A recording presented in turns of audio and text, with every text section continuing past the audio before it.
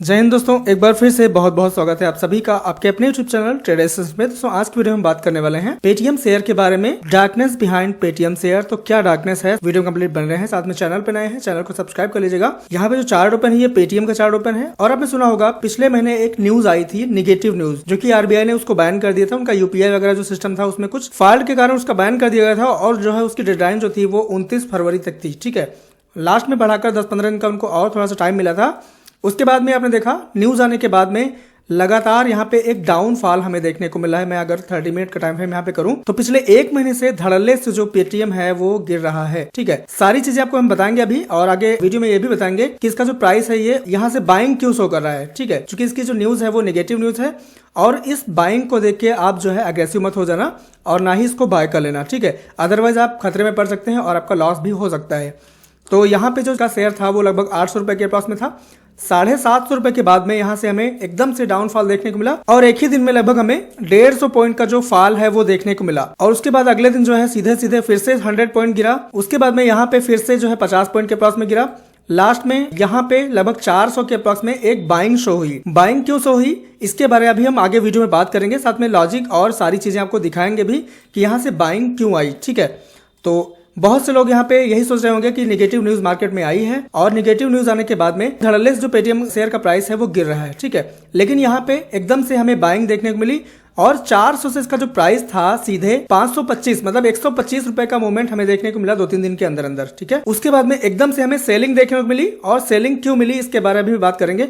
तो यहाँ पे सबसे पहले समझ लेते हैं प्राइस का जो मूवमेंट है वो कैसा था। अब एकदम से हमें 525 से 330 के अप्रॉक्स में लेवल देखने को मिला, लगभग मतलब 200 पॉइंट का यहाँ पे गिरावट देखने को मिली। उसके बाद में यहाँ पे फिर से जो बाइंग है वो शो हो रही है, और 300 से फिर से 400 के अप्रॉक्स में पेटीएम जा रहा है। तो ये एक्चुअल बाइंग नहीं है। यहाँ पे देखना ये है कि ये बाइंग रियल में है, ओरिजिनल बाइंग है, या फिर यहाँ पे सिर्फ बाइंग शो की जा रही है, जिससे जो रिटेलर्स हैं वो यहाँ पे ट्रैप हो सके, फंस सके। उसके बाद में जो बड़े इन्वेस्टर्स हैं बड़ा पैसा लगा के मार्केट को पहले ऊपर ले जाते हैं, उसके बाद में अपना जो उन्होंने इन्वेस्ट किया होता है वो पूरा एकदम से विड्रॉ कर लेते हैं, और हमारा जो प्राइस है वो एकदम से डाउनफॉल आ जाता है। यहाँ पे फंस जाते हैं, बचते हैं तो सिर्फ रिटेलर्स मतलब फुटकर इन्वेस्टर्स। ठीक है, तो ये हो गया इसका चार्ट, 400 के अप्रॉक्स में है, बाइंग शो हो रही है यहाँ पर। अब हम चलते हैं सीधे लॉजिक की तरफ और देखते हैं यहाँ पे बाइंग क्यों शो हो रही है। ठीक है, तो सिंपली हम यहाँ पे ओपन करेंगे स्क्रीनर।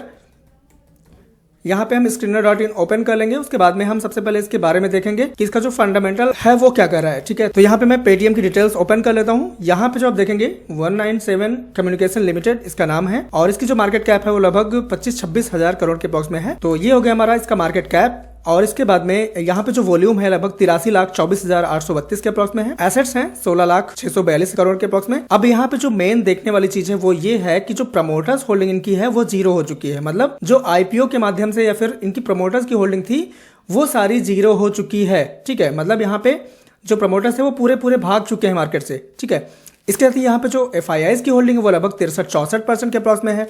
मतलब जो मार्केट में सी साइड में मूवमेंट आया था वो FIIs लेकर आए थे, मतलब जो फॉरेन इंस्टीट्यूशनल इन्वेस्टर्स होते हैं उन्होंने यहाँ पे गेम खेला और गिरती हुई मार्केट को बाइंग शो करके एकदम से अपना पैसा जो है वो विड्रॉ कर लिया, और मार्केट फिर से धड़ाम हो गई। जैसा कि मैंने आपको यहाँ पे दिखाया हुआ अभी, यहाँ पे एकदम से प्राइस नीचे आ रहा था। प्राइस नीचे आने के बाद में यहाँ पे इसने सपोर्ट लिया 400 के अप्रॉक्स में, और 525 से फिर से एकदम से फॉल देखने को मिला। तो जब मार्केट में कोई है ही नहीं तो ये कर कौन रहा है? क्योंकि मार्केट का मूवमेंट जो चेंज करना होता है वो छोटे मोटे जो कैपिटल्स है वो नहीं कर पाते हैं, बड़ा कैपिटल इनको चेंज करने में लगता है। मतलब मार्केट का मूवमेंट जो है वो चेंज करने में बड़ा कैपिटल लगता है। तो बड़ा कैपिटल लगाने के बाद में यहाँ पे 400 से सीधे हमें रिवर्सल मिला, 525 का लेवल मिला। अब यहाँ से जो बाइंग शो हो रही थी वहां पे फुटकर रिटेलर्स जो है फंसे। फुटकर रिटेलर्स को लगा कि जो मार्केट है वो रिकवरी कर रही है, मतलब ये जो शेयर का स्टॉक का प्राइस है ये रिकवरी कर रहा है, हो सकता है रिकवर हो भी जाए। ठीक है, ये ऐसा सोच करके जो रिटेलर्स है वो यहाँ पे आए, इन्होंने अपनी बाइंग की, और उसके बाद में जो FIIs थे उन्होंने अपना पैसा विड्रॉ किया। मार्केट फिर से डाउन आई 320 के अप्रॉक्स में, और यहाँ से फिर से इन्होंने क्या किया, अपना 100-150 पॉइंट का प्रॉफिट बुक करके चुपचाप निकल गए। ठीक है, उसके बाद में यहाँ पे क्या हुआ,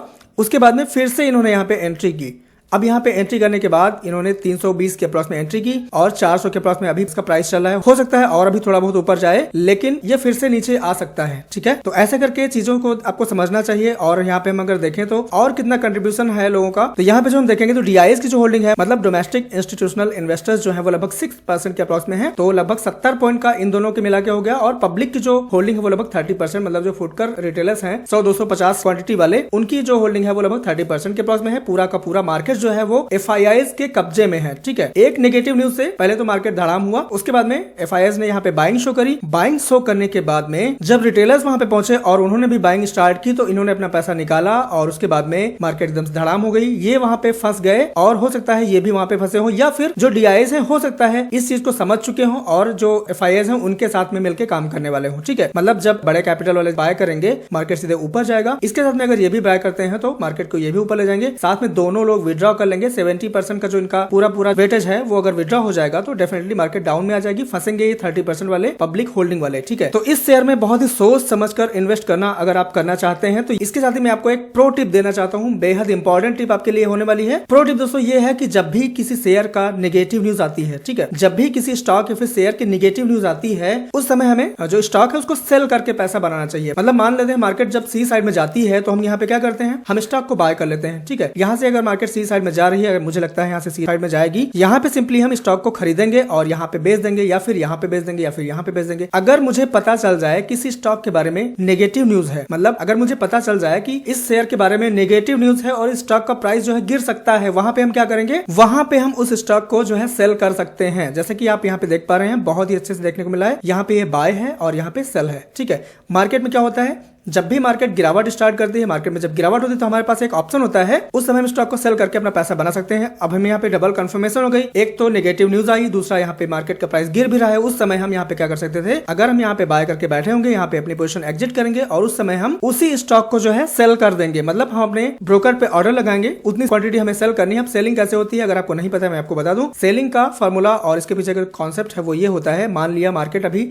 700 के अप्रॉक्स में चल रही है, यहाँ कहीं पर 700 से मुझे लगता है कि मार्केट में नेगेटिव न्यूज आई है और स्टॉक का जो प्राइस है वो डाउन आ सकता है, मतलब फॉल हो सकता है, तो हम उस स्टॉक को सेल कर देंगे। मतलब 700 के प्राइस से अगर मैंने सेल किया और उस स्टॉक का जो प्राइस है वो 600 रुपए आ गया, ठीक है, 700 पे हमने यहाँ पे सेल किया और उसका जो प्राइस है वो 600 आ गया, तो उस समय हम क्या करेंगे, उस समय हम उस स्टॉक को दोबारा से खरीद लेंगे। मतलब हमने यहाँ पे क्या किया, जब प्राइस महंगा था हमने वहां पे बेच दिया, उसके बाद में जब प्राइस सस्ता हो गया तो मैंने उसको फिर से खरीद लिया। हमारे पास जो बीच का वेरिएशन है वो 100 पॉइंट का बचा, मतलब हमारा यहाँ पे 100 रुपए सीधे सीधे प्रॉफिट हो गया। तो यहाँ पे जब हमें दो चीजें मिल जाती हैं, मतलब मार्केट में नेगेटिव न्यूज है और प्राइस डाउन आ रहा है, उस समय हम इसमें सेल कर सकते हैं और सेल करके पैसा बना सकते हैं। ठीक है, तो आशा करता हूँ चीजें आपके बहुत अच्छे से समझ में आई होंगी। तो वीडियो को लाइक करना बिल्कुल ना भूलना, चैनल पे नए हैं चैनल को सब्सक्राइब कर लीजिएगा। मिलते हैं आपसे अगली वीडियो में नए लेवल्स के साथ, नए वीडियो में। तब तक के लिए जय हिंद, वंदे मातरम। ठीक है, बाय बाय, आपका दिन शुभ हो।